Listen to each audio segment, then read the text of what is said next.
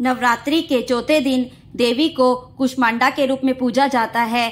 अपनी मंद हल्की हंसी के द्वारा अंड यानी ब्रह्मांड को उत्पन्न करने के कारण इस देवी को कुष्मांडा नाम से अभिहित किया जाता है। इस दिन उपासक का मन अनाहत चक्र में उपस्थित रहता है। इस देवी की 8 भुजाएं हैं, इसलिए इन्हें अष्टभुजा कहा जाता है।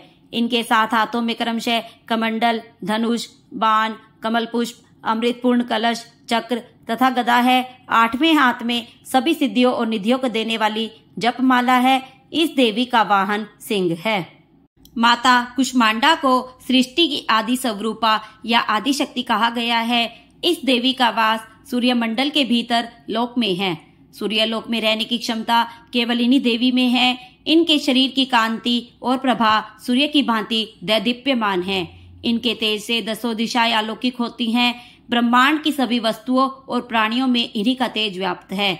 नवरात्र के चौथे दिन इस देवी की पूजा आराधना करने से भक्तों के रोगों और शोकों का नाश होता है तथा उनकी आयु, बल, यश और आरोग्य की प्राप्ति होती है। ये देवी अल्प सेवा में ही प्रसन्न होती है। वह सच्चे मन से पूजा करने वालों को अपना परम पद शीघ्रता से प्रदान करती है। विधि विधान से पूजा करने पर भक्तों को कम समय में ही इनकी कृपा का अनुभव होता है। इस देवी की उपासना करने से सूर्य संबंधित दोषों ठीक हो जाते हैं। जिन जातकों की कुंडली में सूर्य नीच का होता है, माँ कुष्मांडा की पूजा से उन्हें लाभ होता है। माता का मंत्र है सुरा संपूर्ण कलशम रुधिरा पलुतमेव च ददाना हस्त पद्माभ्याम कुष्मांडा शुभदास्तु में। माता का अन्य मंत्र है या देवी सर्वभूतेषु माँ कुष्मांडा रूपेण संस्थिता नमस्तस्यै नमस्तस्यै नमस्तस्यै नमो नमः। अन्य सरल मंत्र है ओम ऐं ह्रीं क्लीं कुष्मांडयै नमः। माता की कथा इस प्रकार है। जब यह सृष्टि अंधकार में थी तब एक ऊर्जा के गोले ने जन्म लिया और यह गोला चारों तरफ प्रकाशित होने लगा। फिर उसने एक नारी का रूप ले लिया। वह कुष्मांडा माँ के नाम से प्रचलित हुई। इसका स्थान सूर्यमंडल के भीतरी लोक में है। सूर्यमंडल में निवास करने की क्षमता अन्य किसी में नहीं है। माता ने सबसे पहले 3 देवियों की रचना की। वह 3 देवियां महालक्ष्मी, महाकाली और महासरस्वती थी। महाकाली के शरीर से एक नर और नारी ने जन्म लिया। नर के 5 सिर और 10 हाथ थे, उनका नाम शिव रखा गया तथा नारी के 1 सिर और 4 हाथ थे, उनका नाम सरस्वती रखा गया।